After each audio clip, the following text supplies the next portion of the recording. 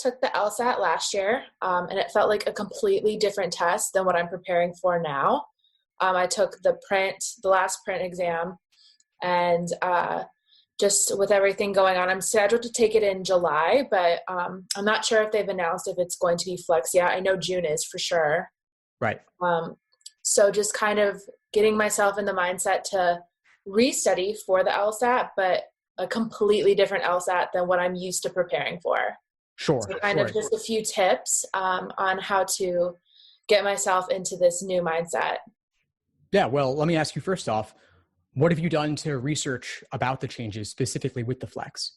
Well, just kind of seeing what the new format would be, trying to figure out how much each question would now be worth, kind of getting a feel for it. I haven't actually practiced a Flex type situation, so definitely no practicing yet. But what should I be doing? How should I, with the materials that I have that kind of are for your standard LSAT, what can I do to use those to study for a possible Flex? Should I be studying for the Flex, honestly? Yeah, I would. I'll answer that last one first. So yes, June has at the moment, speaking in early May, June has been rescheduled as a Flex. July will probably also be rescheduled as a Flex. Okay. As for how you prepare, the good news is that inside the course, I have several lessons specifically on LSAT-Flex. Okay. Once June was switched, I feel like the chances of July being it is pretty high. Yeah. Well, let me ask you this. What would you could research the details on the Flex. I've got lessons inside the course about it. I've put out tons of information about the Flex, specifically including an FAQ page on my site covering all the basics. Right. So let's go beyond that for a moment because you can look at those. Right. Let me ask you, what would it take for you to be ready for the LSAT regardless of whether you had the digital LSAT on a tablet in person or the Flex online? I feel like just these next few months, just really hitting the books. I did study quite a bit last year, but it almost feels like it's been such a long gap that I am just relearning it for the first time again. Yeah, I don't know. I've been using, because I already have my materials that I used to study last year. Should I not be using those as often? The good news is the content of the exam has not changed. The format has changed. The delivery mechanism has changed. You've got one section of logical reasoning rather than two, but it's still worth learning logical reasoning. And all the previous exams, all the previous lessons on logical reasoning still hold. There's no downside to being over-prepared for one section of the exam. You don't want to burn out, but nobody ever says, I wish I'd studied less. The content is the same. The foundation is still the same. You've still got logic games, logical reasoning, and reading comprehension. So your old books, still relevant. The course material, still relevant. And I'm also adding on top of what's already in the course, lessons specifically about LSAT-Flex. So if you want to know, how do I simulate the test at home on a computer versus at a testing center on a tablet, or even prior to that, the paper and pencil LSAT that you took back in the day, and people outside North America still take actually, doesn't matter.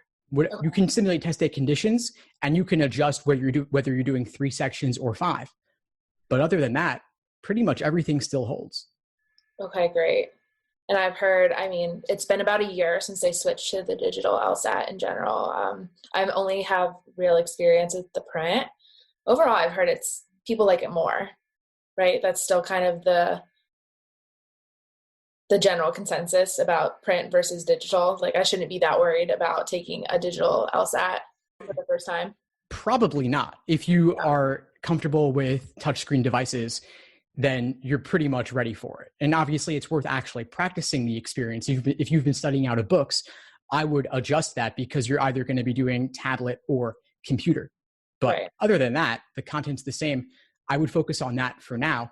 And then as the test approaches, you could start doing full-length timed exams in the format you expect to take it in.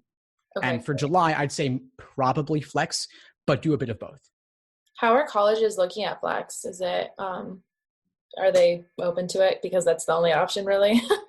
Yeah, they're fine with the Flex relative to tablet, relative to paper. They're considering the scores the same. No.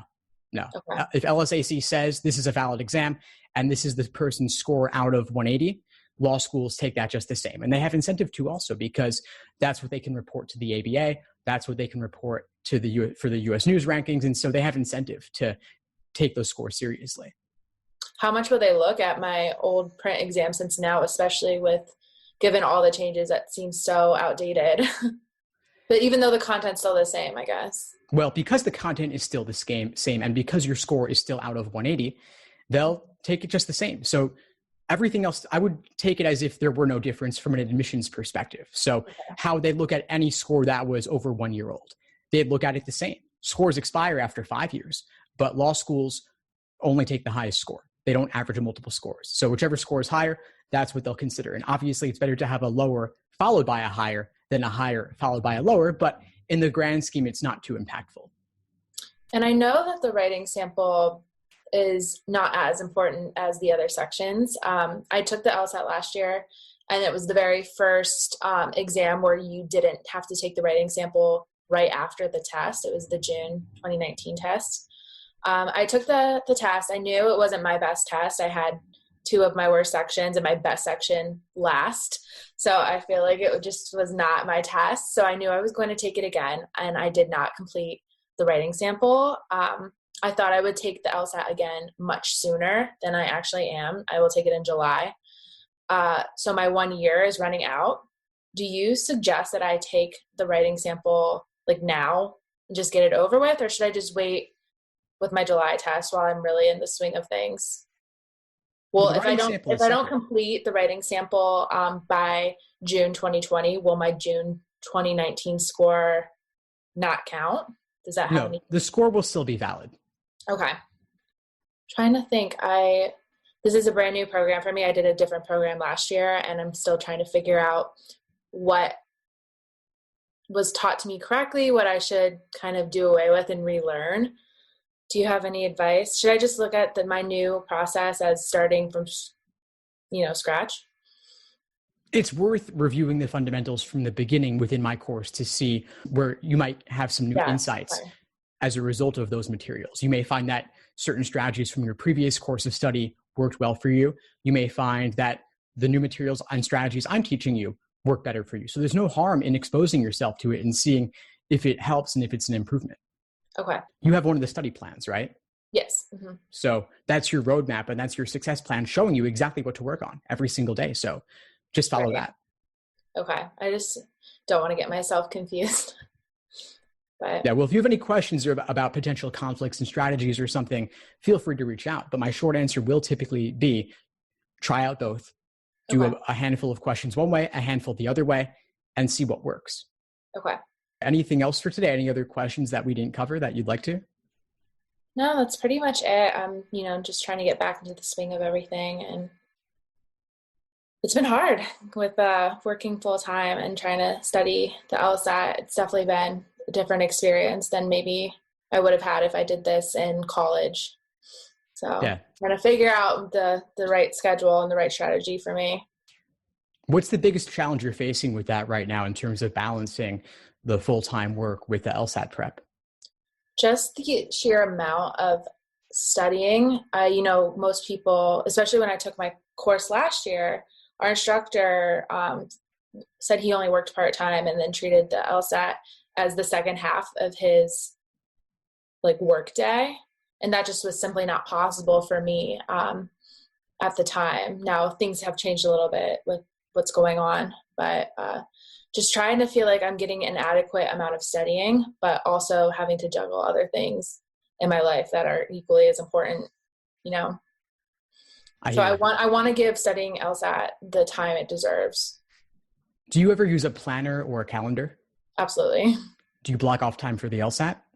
I try to, but then, it gets easy to push things as your schedule throughout the day kind of changes. But, maybe it would be more helpful to treat that as concrete, as you would with work. These hours can't shift. Yeah. And here's another question. What's the first thing you have on your calendar for the day, and what time is that at? Usually it's get myself ready, and it's, I try to hit the work day by 9. And what time do you wake up? Usually 8. I shouldn't wake up earlier. it's worth trying if you're open to it.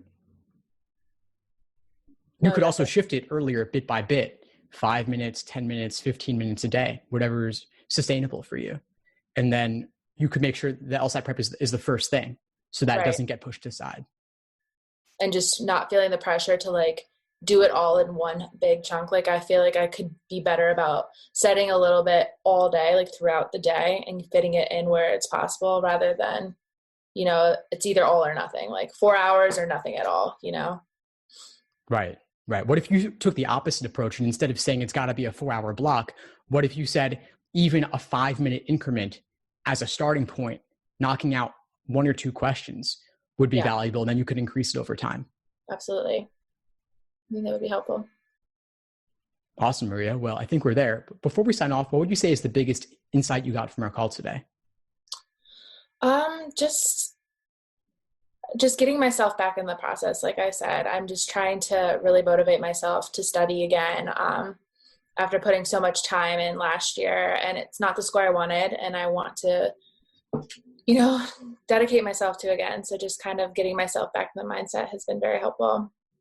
Awesome. Well, keep at it. Keep in touch and let me know if you need anything as you move forward. Great. Thank you so much. My pleasure. Have a good one. Thanks for tuning into the show. Please subscribe if you haven't done so already to be notified of new episodes as I release them. And feel free to reach out if you need anything at all as you move forward with your prep. I'm happy to help however I can. In the meantime, I'll wish you all the best and take care.